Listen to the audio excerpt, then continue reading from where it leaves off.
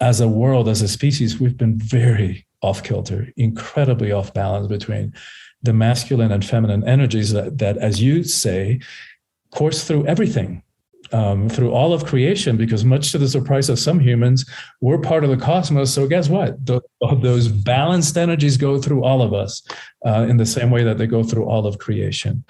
We only get into trouble with them because we suppress the feminine. We've turned the feminine into something lesser, something weaker, which it absolutely is not. If you want to talk power, you want to talk resilience, courage, let's talk about the power of creation that resides in a female body.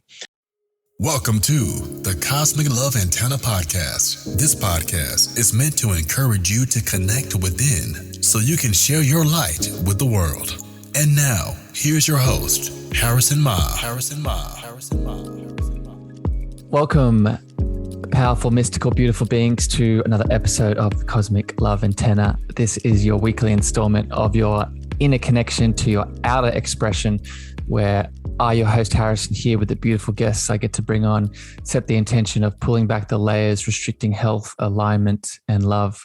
And today, as always, here on the show, I have a powerful guest, today a powerful man to share with you. But before I throw to his power, his mystique, just a couple of housekeeping notes as you tune into this episode.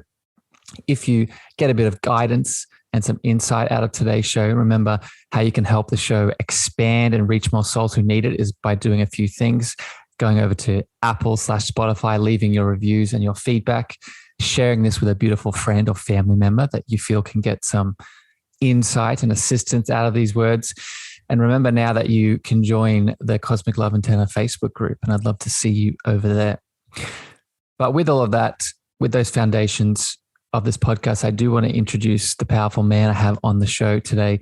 Christian De La Huerta is a coach. He is a TEDx speaker. He is an author. He is a spiritual teacher, and he's a powerful soul in his own right. Today, I'm excited because we're going to go into all things power, divine masculine, what it means to embody this in a very healthy and balanced way, what it means for both the physical male and the physical male to stand soulfully and powerfully in your divine masculine to, create and manifest the world that you deserve. Christian, welcome to the Cosmic Love Antenna. Hey, Harrison. Thanks so much for having me on the show.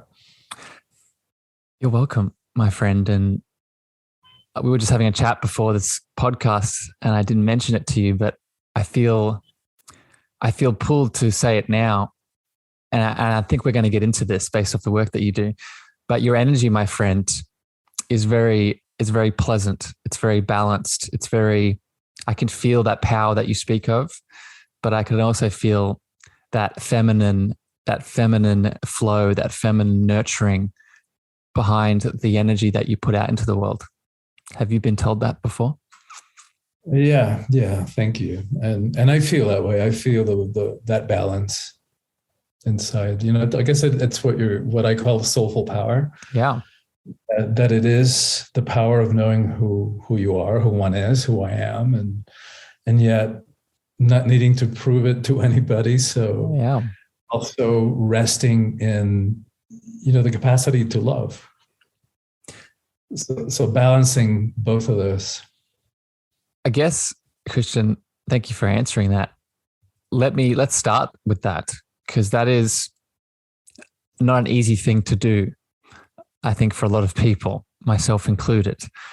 Walking that line, that balance between these two energies, which we're going to hit on a lot today. But I guess where I usually start this show for people listening and tuning in, how did that come to be your reality, right? For example, there's usually, I know in my story and the guests I bring on the show, there's usually a few moments usually, but one that sticks out in your head where it gave you, I call it the pain teacher, it gave you the opportunity to step into this gift, this teaching, this learning that you then share with the world. What pops up around that? Well, there's been so many moments. There's been such a progression of self-acceptance and then moving into self-love, and coming, by the way, from a place of not that, like I know self-doubt, I know self-hatred even during my teenage years.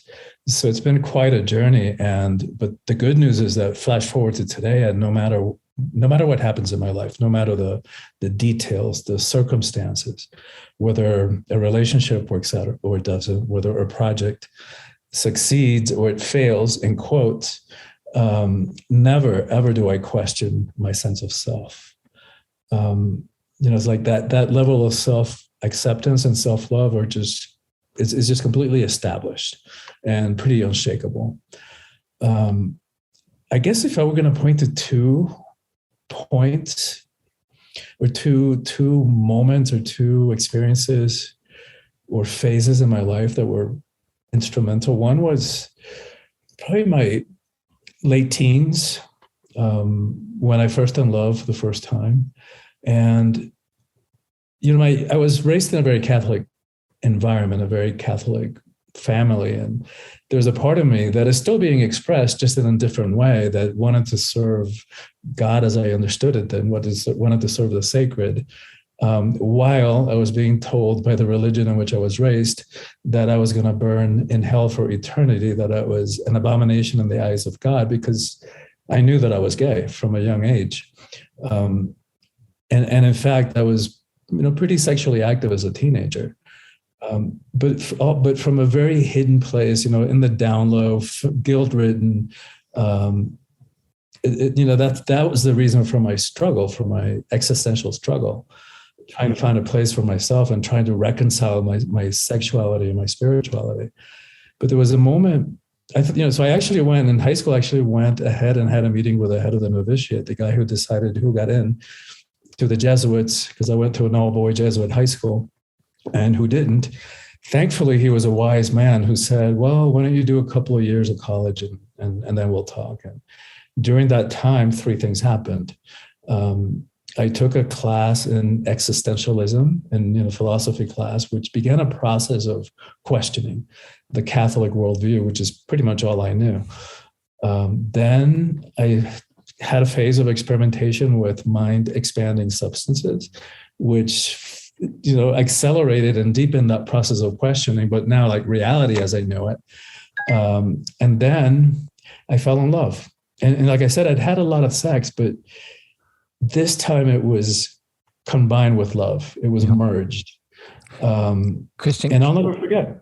Go ahead. Can I jump in here? So I'm just listening to your story, and I'm just, 1, it's beautiful, but 2, this whole time I'm getting these hits around, and I want to get your perspective on this and see how this resonates with you. That situation of being born in this lifetime anyway, as a gay man that has this beautiful sexual preference towards, who you love and who you decide to love.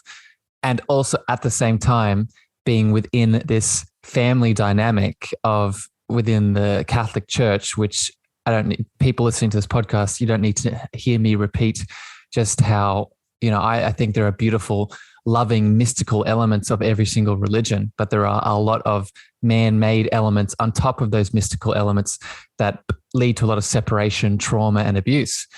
And I'm listening to your story, my friend, and I'm thinking, this is not a coincidence. This is, especially when I look at the work that you do now in the world that we're going to get to. I'm wondering, my friend, if you've reflected on this, because I teach a lot about ancestral healing, past lives, predetermined planning in the life between lives before our soul comes into this incarnation. How do you reflect on this? Do you think there was some sort of, if you want to call it God or universe or push behind your soul coming in to that made this environment the way it is so you could be the person you are now? Yeah, well, let me finish this story, because so what, after the first kiss, like with who turned out to be my first lover, at that moment I knew, like in every cell and every part of my body, that being gay was so beautiful, that it couldn't be wrong, that it couldn't be sinful, that it couldn't be an illness, that it couldn't be an elimination. How old were you, Christian, when you were having I was probably this? 18, 19. Yep. 18, 19, yeah. And so that was one of those that was probably the first really important moment on that journey to self-acceptance and self-love. And from that moment on, there wasn't a priest or a minister or a rabbi or an imam or a psychiatrist that could tell me otherwise. I knew in my deepest self. In terms of your question now, I believe intellectually, I don't have any proof of it but I do believe it, that we come in with certain intentions, call it karma, whatever, certain experience, call it whatever you want to call it. But I don't know about that for sure. What I do know is that those experiences, all those experiences, that entire experience of my depression, adolescence, that I wouldn't want to go through it again, but I'm glad for it. I'm grateful for it, because I am who I am because of that. It deepened me. It forced me to ask some profound existential questions at a very young age. And it also gave me the ability to empathize, to understand somebody else's pain. I don't have to know the details. I don't have to share those details of what caused those pains, but I know pain. I know existential pain, and I know how to heal it and how to get out of it. Yeah. It's so beautiful, my powerful friend. And one thing bubbles up in me that I just want to make sure people hear. I think there's a difference between intellectually knowing and soulfully, spiritually knowing, right? And I think what you described about with that first kiss, and then also your reflections on this, I want people to hear that just because there's no intellectual knowing within inside of you doesn't mean that other knowing can't take its place, right? I think we live in and maybe you have experienced it with this, my friend, we live in a very intellectually orientated world where our mind and our thoughts and our belief systems, such as the ones in the Catholic Church, they sort of take center stage. And if there's anything that opposes those thoughts or belief systems, especially within inside of us, we think innately we must be wrong because those belief systems, those thoughts are number one. But we forget that we are feeling, intuiting, and sensing beings as well. Does that resonate, my friend? Completely. I mean, that's how I live. And that's how I reference my truth is not so much intellectually in terms of thoughts, because there's so much conditioning that goes with that.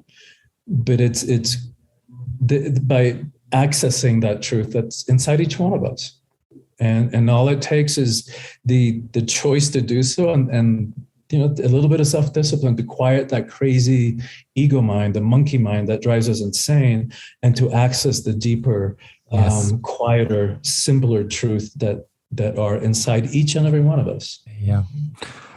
And just so people keep it up, one of the ways that we do access these truths is through this masculine and feminine divine balance within inside of us. So let's get into that now, my powerful friend. I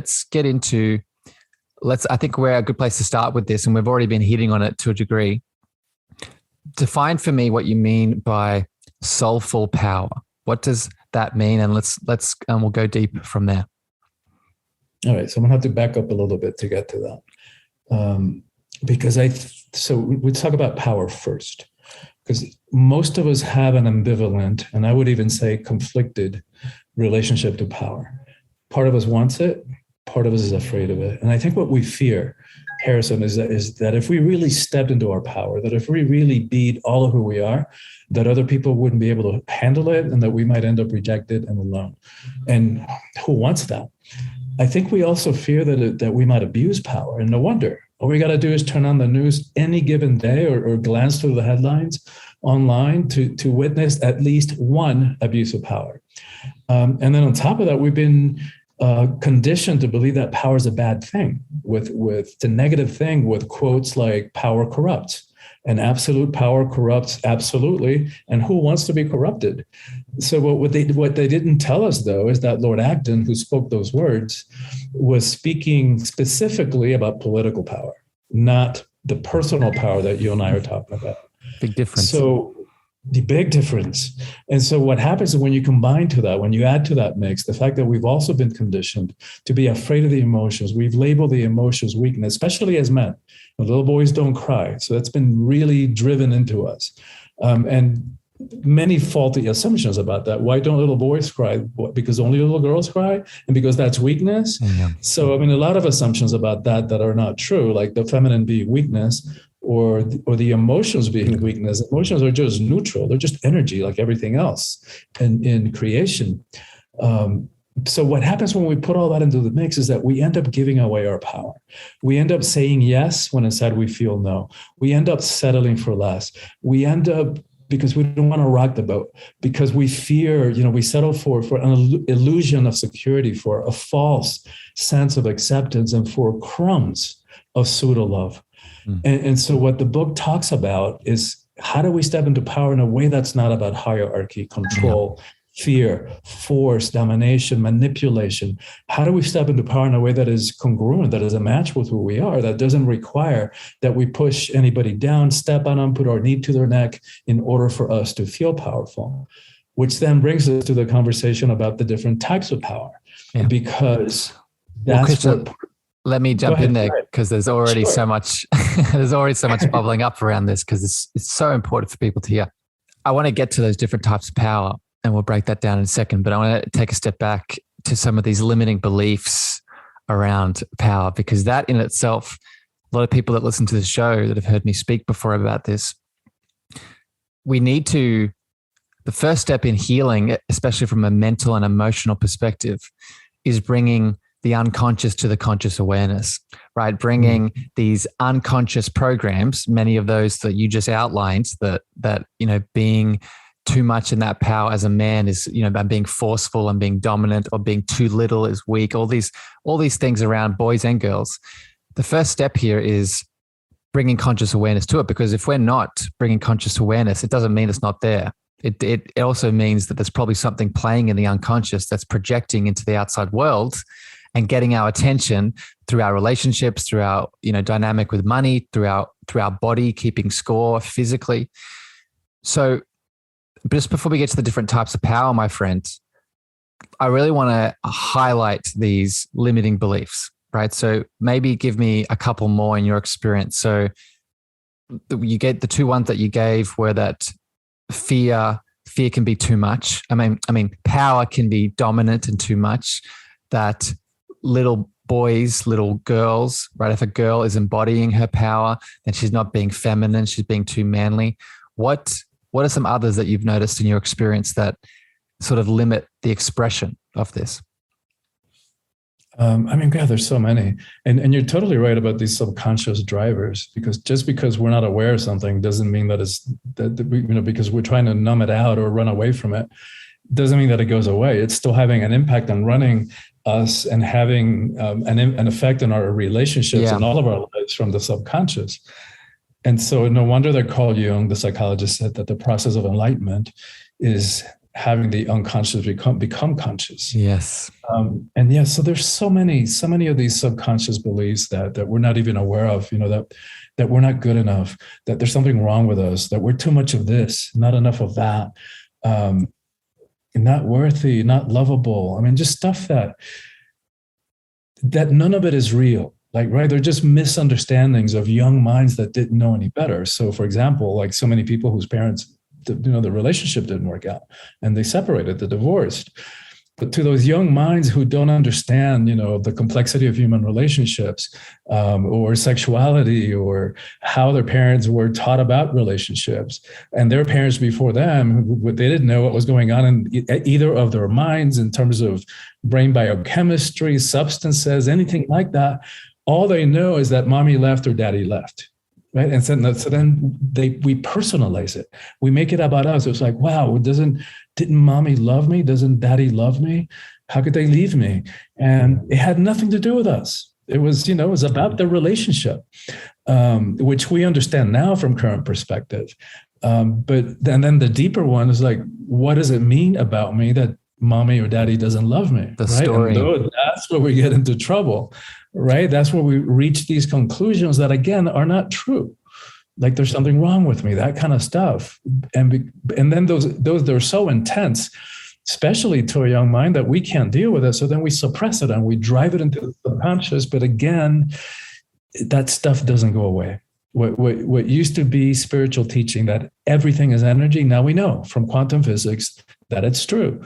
That includes our bodies, it includes the emotions, it includes everything. Even if it might feel solid, it's not. It's just vibration, it's energy.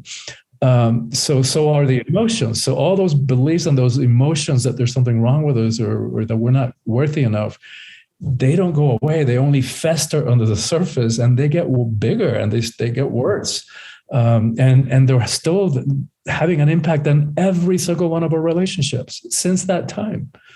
Our body. And so, go ahead. Just to jump in, Christian. So, because you're dropping all the gems here, and again, for people that listen to the show, I hope you're noticing a theme, because I've talked about this before, and because it's so important with what you're saying.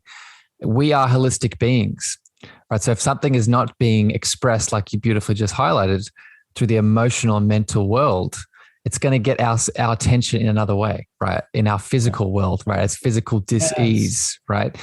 But also what you spoke of, I just want to hit on the inner child element of this, right? And when we experience a trauma, so let's maybe use your example, my friend, of growing up.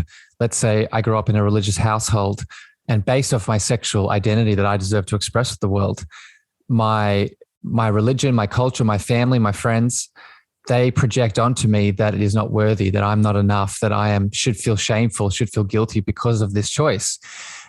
What I want people to hear is that in itself is traumatic, right?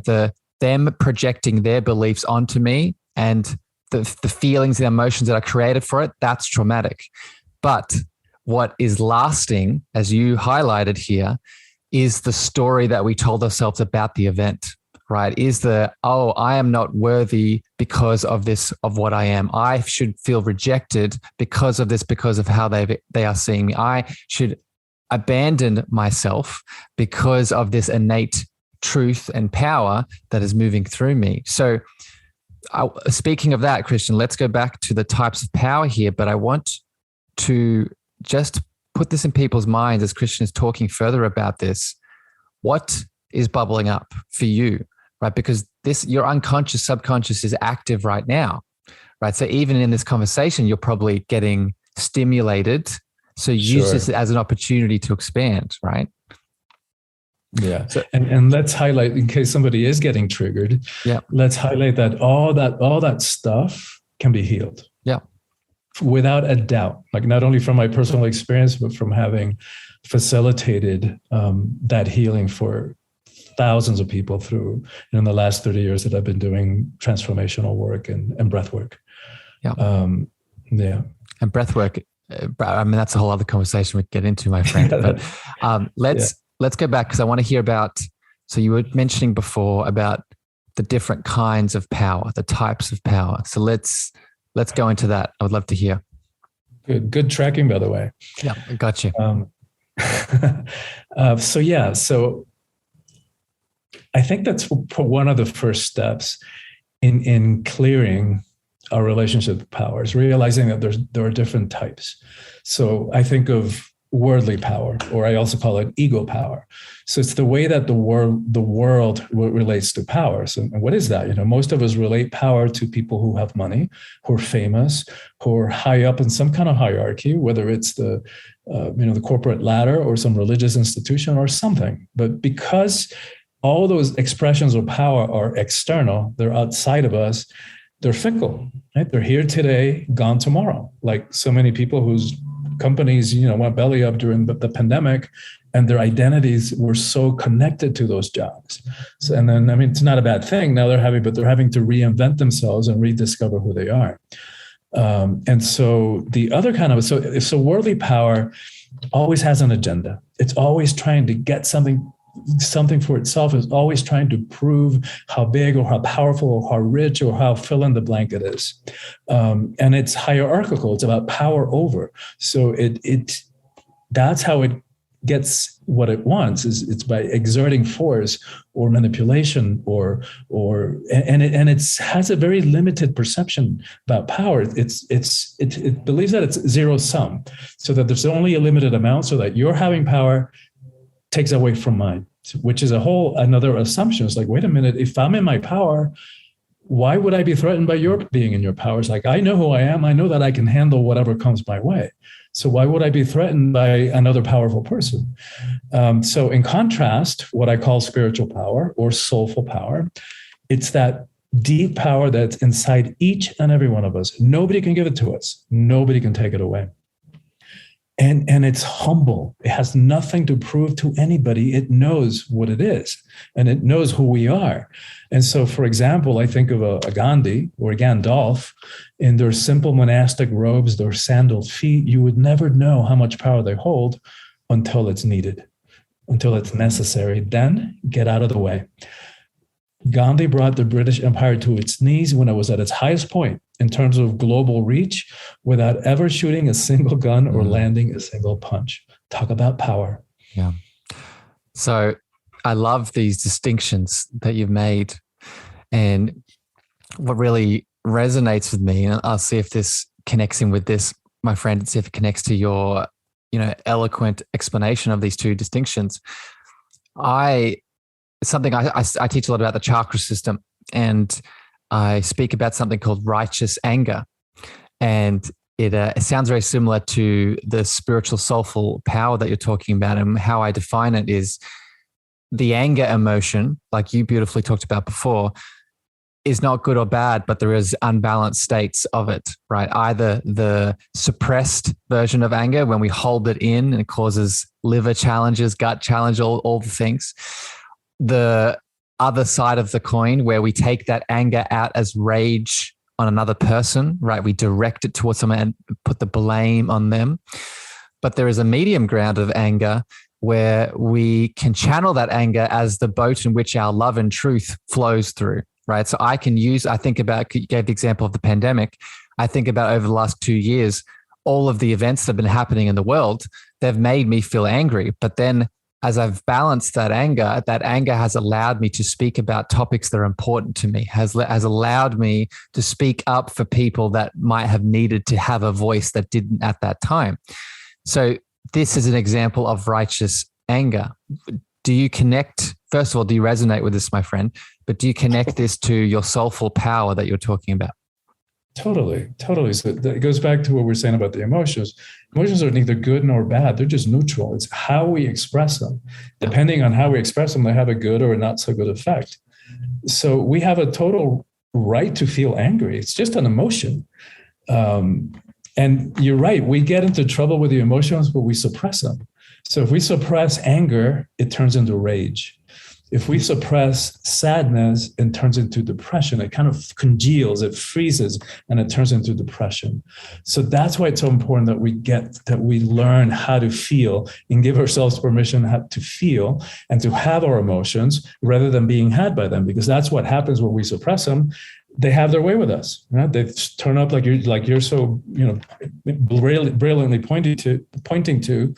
They either turn into physical symptoms, or they cause harm to our relationships because we suppress, and then the next unfortunate one says the wrong thing, and boom, we explode in disproportionately to that particular situation because we've been sitting on that volcano of rage for so long, and that was it. That was just the last straw.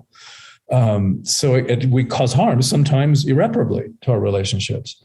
And so for me, we've been so conditioned to think of the emotions as weakness. To me, it's actually the opposite. To develop emotional intelligence, to be aware of what we're feeling, and then to learn how to communicate those courageously, because it always takes courage, compassionately, like taking the other person into account, not just having a tantrum like a 2-year-old and throwing all of our emotions on them, on their lap.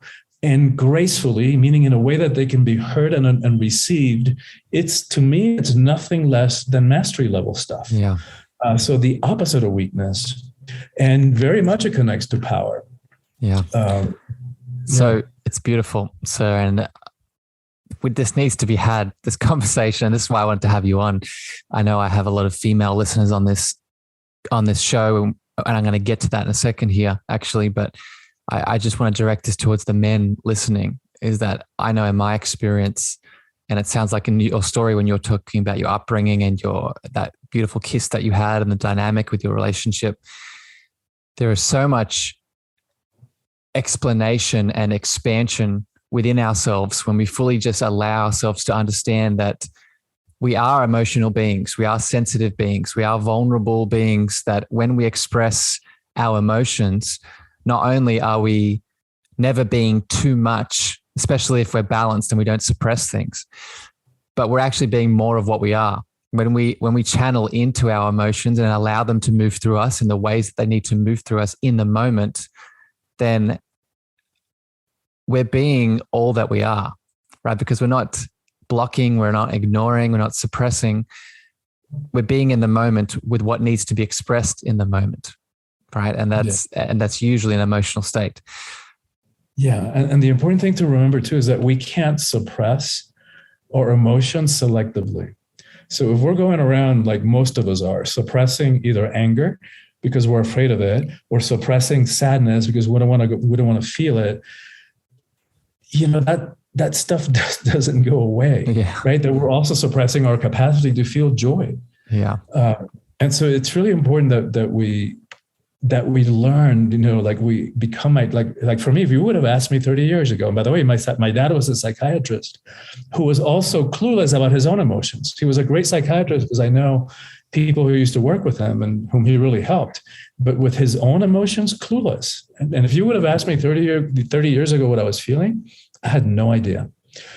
No idea. So there are ways, there are practices that we can do to increase our emotional intelligence, which is great news, because there's not much we can do about our IQ. We can become more educated and more knowledgeable, but IQ is pretty constant. And I know there's a lot of variance and flaws about how we measure that. But the good news about EQ, or emotional intelligence, is that we can definitely become much more emotionally intelligent, and that there's really no end to that. Yeah, I think that's power in itself, right? That just, I get a lot of visuals when you explain these sort of things, and I just got a beating heart as you're explaining that emotional EQ. I know for me as well, it's just, I don't see an end to it, just in terms of, and I think this adds in a mystical, spiritual view, right? The spiritual journey that is very connected, if not intrinsic, to what we've been talking about thus far. There is no end, right? So I think that's a big part of why EQ is everlasting, because it is connected to the spiritual journey, and the spiritual journey doesn't have a destination, right? So there is always going to be this raising of consciousness if we allow it. My friend, I want to change the direction here a little bit now, because I want to bring in the women into this chat, because I think we've been directing it, mostly towards men thus far, but this isn't just a male conversation. This is a feminine conversation too. And I want to ask a question. I posed this to you in our pre-chat, and I want to see what comes up now. I think just to set the sort of foundation for this, when we start talking about the divine masculine and the divine feminine, I think people get confused with the physical male and the physical female. And despite our anatomy, each and every single one of us has these two forces inside of us, this divine feminine and this divine masculine, that we must ask ourselves, how do we balance?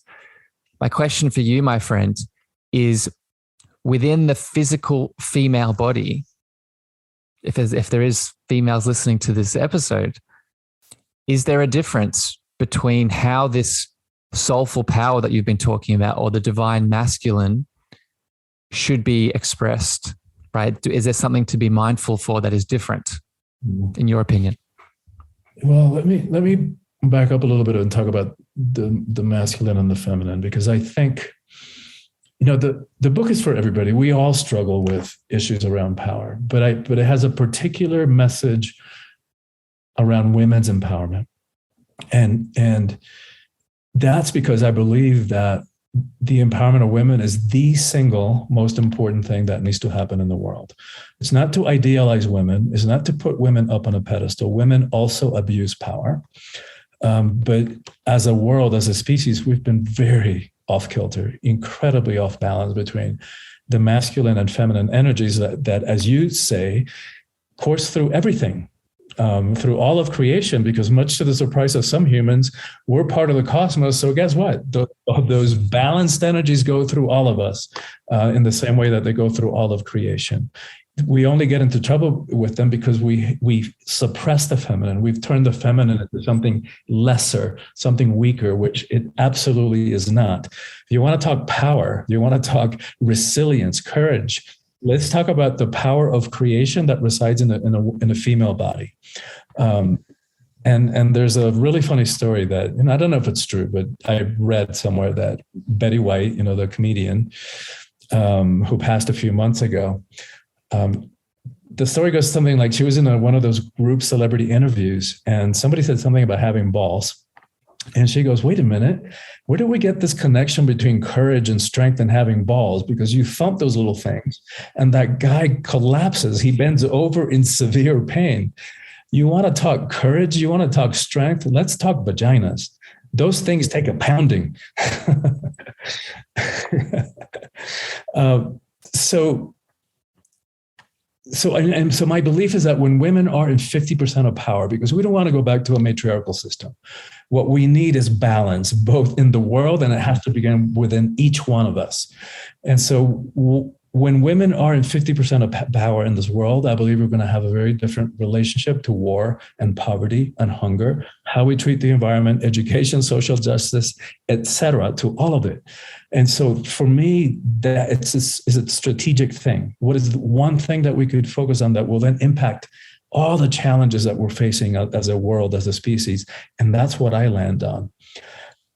And I added a chapter specifically for men. What does it mean to be a man in the 21st century? Because we can't leave men behind. And so let me jump in there, because jump in. This is, I love the Betty White story, by the way. And I've heard that, I think I've heard it as you're sharing, as I've heard that before. And it's, it's very humorous, but it's also, there's some really fundamental truths here. And two things bubbled up as you were speaking. You said that we don't want to head to a patriarchal society, a matriarchal society. And I think a lot of people hearing that were like, whoa, I thought, isn't that what we want? We want to rebalance by having matriarchal. And in the short term, I think it would be powerful and beautiful and it would do a lot of good.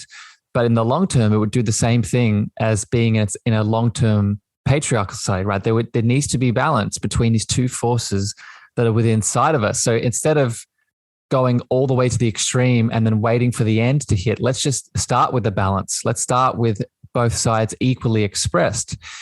And it also shows, and this is for men listening now, going back to the physical male, when we suppress the physical female, that is a reflection of us suppressing our inner feminine, right? So I think a lot of the men in the world, probably unconsciously, is my assertion, they suppress the feminine energy or the physical female, but they unintentionally in that act don't realize that by them making that choice, that is a reflection of their internal state, right? If I am a physical male that is telling the physical female in my world to shut up, that your voice does not matter, that your expression does not matter, that you should be suppressed, that is me also telling my inner feminine that it does not have a place to sit as well.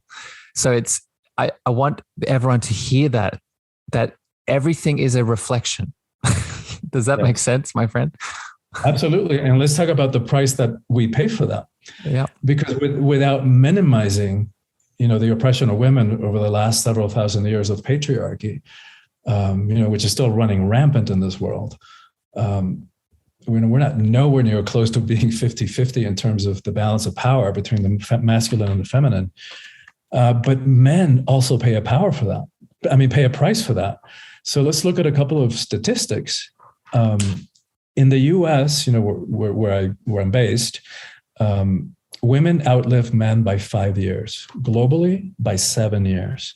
And I don't have the suicide rates globally, but in the US, men commit suicide 4 times as frequently as women do. And in fact, 70% of the suicides in the US are committed by middle-aged white men, which is a group that is still the group that holds the majority of the power disproportionately in the world. And we would think, well, it's the group that has the most privileges, that they should live longer, but they don't. So what's going on with that? And what helps to understand that rate of suicide thing? And I think it's connected to what we were talking about before, that we've got this misunderstanding of what it means to be a man. And so we walk around thinking like these uncaring, unfeeling robots, because if we allow ourselves to feel anything, then that means we're feminine. And no, it's scary. That's weakness. No, we can't do that. But there's a price to pay for that, as we were talking about before. And those suppressed emotions have to come out.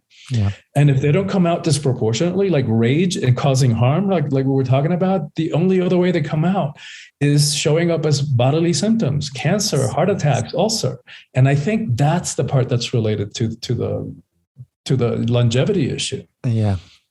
Well, I mean, if people haven't, if beautiful listeners out there in the podcast haven't picked up thus far, these two forces that we're speaking about here are in everything. Then this is not a political conversation. This is not a sexual conversation. This is not a health conversation. This encompasses everything that we see with our eyes, right? This is everything and this is interesting because this is actually where I want to go next, my friend. You set this up beautifully. I want to view this now through another lens in which this applies to is sort of the manifestation, is law of attraction and manifesting the things that we want. And, whether it be wealth, whether it be a partner, whether it be health. This is a pet peeve that I have. And I want to get your perspective on this because I think this slots in perfectly to this divine masculine element here. The law of attraction, which I very much subscribe to, I would call it the law of resonance, but it's same thing. Like attracts like. We attract what we are visualizing, manifesting, and want to bring about in this reality. A lot of people stop halfway. They connect into the feminine side of it, which is the creation, the flowing, the images, the connecting to the quantum field of it all and the consciousness of it all, and see the thing before it's a physical reality. But then what they forget to do is take the inspired action, take the masculine action of dancing back with the universe that we are co-creating with, right? So it's one thing for us to visualize. It's a whole other thing once we visualize and God, universe, source gives us a tip or gives us a element to move with, we then don't take the inspired action or the powerful action to do so. Does this resonate with you, my friend? Oh, at so many levels, because it also connects back to the emotions, right? In what the way that they teach us to manifest and to bring it about is the more that we involve the emotions, the more that when we visualize what it is that we're trying to bring in out of the world of possibility into this world of third dimensional reality, the most effective way that we can do it is to bring in the emotions. So say that, I don't know, what you want is a convertible. So then we would imagine ourselves driving that convertible, and we involve the senses. So we feel the breeze in our hair blowing in the wind, and then intentionally evoke those emotions, like the sense of freedom, the joy, the happiness when we're driving our convertible, with the ocean, near the ocean or over the mountaintop or whatever. And you're right. That part of that process involves the action step. Not just the only way we're going to bring something in out of that world of possibility is by taking concrete action in this world of form. And that, I agree with you, it feels more like the masculine function to me. Yeah. And that would go back to your points before. I think a lot of us aren't taking that action because there's still limiting beliefs around what that action means, right? So I'm not going to take the action to with the convertible in your example, because there's still a part of me inside that feels unworthy, that I don't deserve said abundance, that I feel unworthy, that I don't deserve that beautiful relationship, that I feel unworthy, that I don't deserve to be the abundant being that in actual reality I am all the time. Right. That's so right. It's those limiting beliefs we need to start moving through. That's right. That's part of the conditioning. Yeah. So my powerful friend, I'm really enjoying this chat, and I think your energy and what you do in the world is so needed. And I want to take this. I've one final question for you before we finish, but I want to get to one more piece before that. And I want to go a little bit deeper here, if we haven't gone deep enough already. And I want to pass this by you to see how this feels for you and see what comes up.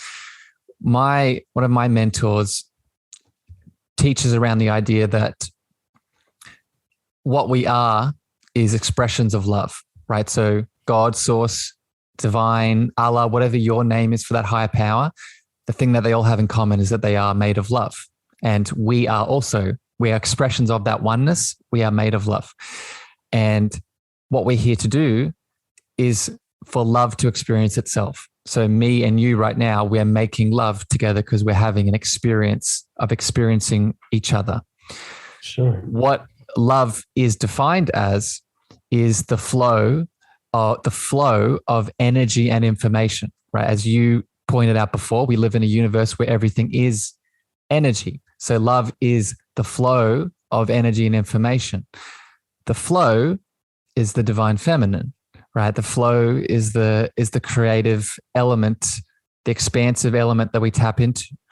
The information is the masculine, right? So the formation, the structure, the power that the flow of the feminine can move through and feel safe within. So how we experience love in this moment is by having both equal amounts of flow and equal amounts of information. Does that resonate with you, my friend? What comes up around that? I hadn't thought about it that way, but I can go with that. And what's clear to me, Harrison, is that you and I would not run out of stuff to talk about. And I really enjoy the back and forth as well. The only thing that I would just want to clarify and make sure that we also throw in there is that the feminine is also powerful. That even though we tend to associate the feminine, and I certainly experience it as, the more sensual and, the more sexual part of the more flowy part of it. But if we want to talk power, as I think of Kali, the Hindu goddess who was like fearsome. She's like the most powerful, like the story about Kali, the reason she's portrayed with her tongue hanging out is because all the male gods were in this battle with demons, and every time they slew one of the demons and a drop of blood would hit the ground, another demon would burst forth. And so they were losing the battle. So they had to summon Kali, who with her tongue would scoop the drop of blood before it hit the ground. And so they were able to defeat the demons then. So I also want to include that in addition to the beautiful, creative, that the feminine can also be incredibly powerful. Yeah. And it is the power of creation. And that the masculine can also be very nurturing. Yeah. So that's part of what I get into in that chapter is redefining, updating these archetypal traditional male roles for the 21st century. So for example, part of the reason that so many men are struggling is because women are getting empowered. So like in the US, more than half of college graduates are women. And in a few years ago, I think it was 2017, the numbers were in the book. But out of in heterosexual households in the US, 40%, in 40% of those heterosexual households, women are earning more than the men. And at the same time that all these jobs that men traditionally fulfilled are being outsourced or replaced by robotics and computers. And so a lot of men are understandably, and my heart goes out to them, going through this identity crisis. Well, who am I if I'm not the provider?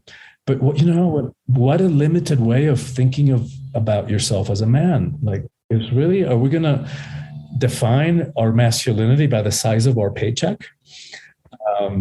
And so then what I say is like, all right, well, is that the only way that we can be providers? Or what about providing a safe environment? What about being a rock in your household, in your family, so that your loved ones can feel free to grow, to expand, to experiment with different ways of being, exploring what life is about, knowing that dad, that father figure has their back. And what a beautiful way of providing. And like that, I look at different ways, like exploring and the conqueror, and redefine them for the 21st century. I think if any female, but specifically males listening to this chat today, takes anything away from it, it's what you just said, my friend. It's feel free. And I'll give an example here. I get a lot of females who message me on this podcast saying they felt a certain way based off some of the things that we said and I talked about, or the guest talked about.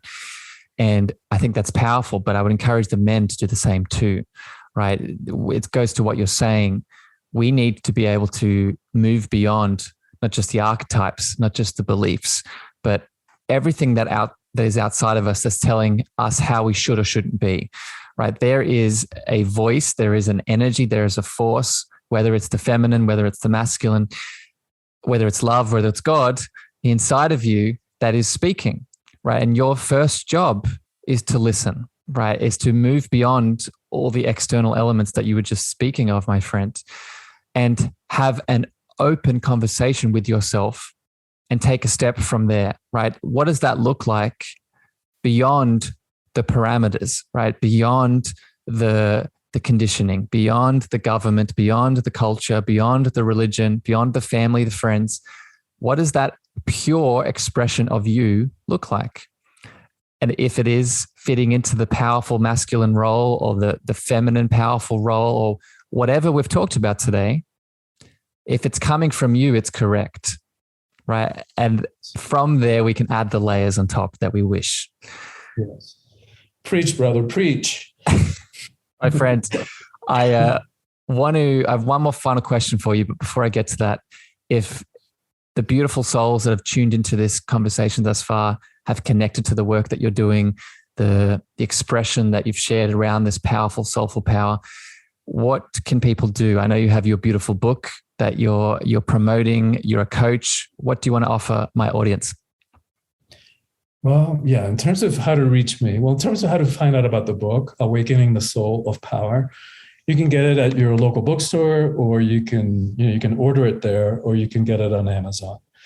In terms of how to reach me, probably my website is the best way to do that. Soulfulpower.com, SOULFUL power.com. And anybody who goes to soulfulpower.com and gets on my email list, and we all know how easy it is just to click unsubscribe if it doesn't work for you. And I promise you, I'm not going to take it personally if it doesn't work for you. But anybody who gets on the email list, we will send them a sample chapter of the book, which talks about what it means to live a heroic life in the 21st century. We'll send them some power practices that are designed to integrate, to apply those teachings to our lives so that they don't stay at the level of information. Because Harrison, you and I know we don't need more information. We've got information overload. What we need is transformation. And that only comes from really living those teachings and applying them to our lives. And then we'll also send them a recorded guided meditation that I did in the midst of the pandemic, which talks about and then guides people into a place of how do we move into a place of trust in these times of fear and chaos and uncertainty. I love it. As always, beautiful listeners out there in the podcast world, if you go to the show details, if you're listening to Apple or Google or Spotify, you'll see all the links. I'll put it all there in the show notes, and you can just click on them and go straight to those resources. And just speaking to that, needing more things, this transformation journey, I'm sure you agree with this, with the work that you do, my friend. It's less of an adding on, and it's more of as we've just been talking about today, pulling back the layers that are restricting the power, the light, the love that's been there the whole time. And it's more and more as I go on this journey myself, that cannot be more true. My beautiful friend, my final question here that I sort of end the show with usually is, just to set it up, the show is called The Cosmic Love Antenna. And when I say love, as I expanded on before, love is really, for me, the foundation of reality, right? It is God, it is universe, it is source. And a big part of the show is really helping people redefine their relationship with love. So I'm wondering, sir, and I'm already getting some interesting hits based off your story and your upbringing. How do you define that love word yourself? Well, I think two ways come to mind. One is what you're saying. I think ultimately love is what fuels, creation. And we're not talking here like a new agey, namby-pamby sort of love. We're talking love as the most powerful ferocious love creation. Yeah, fierce love. And another definition of love that I love is Scott Peck's from The Road Less Traveled, because we confuse love, the feeling of love, with love, right? And so the way that he defines love is as an act, because if we think about it, there are times where love doesn't feel good, right? Think about disciplining a child. Or keeping a child, no, you can't run into the middle of a street, for their own good. So it's really an act of love, but it doesn't feel good. Telling a child, no, you can't have more sugar, it's for their own good. So it's an act of love that doesn't feel good. So if it isn't the feeling, then what is it? And then he talks about how love is an act, and he defines it in such a beautiful way. He says that love is when we place ourselves outside of our comfort zone for the sake of the spiritual growth of another being. Like, wow. When we place ourselves outside of our comfort zone for the sake of a spiritual growth of someone else. Like, wow, what a beautiful way to think about that. Yeah. I think that's my new favorite, my friend. I try not to have favorites, but that's, I like that. And it really puts a new perspective on fear, right? Because fear is usually the thing that's keeping us in our comfort zone, right? So Exactly. I don't think it's the opposite, but it shows you now that if I'm feeling fear, then what is going to be beyond that fear is that deeper expansion of love. So exactly, because you're right. So many of us think that hate is the opposite of fear, but I agree with you. To me, fear is the opposite of love. I mean, hate is not the opposite of love. Fear is the opposite of love.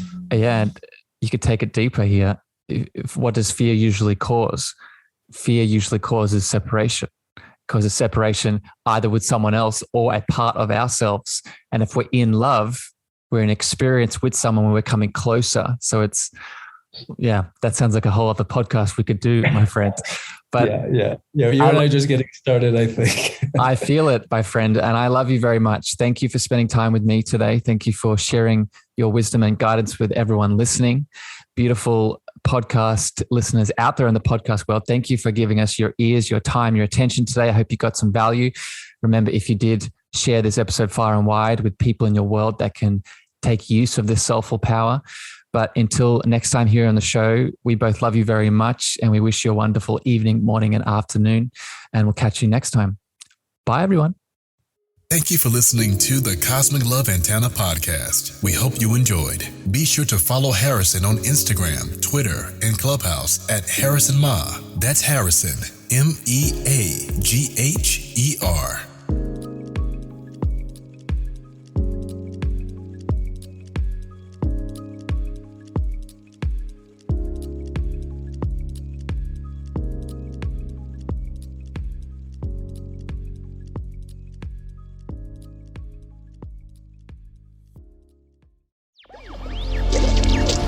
Electricast.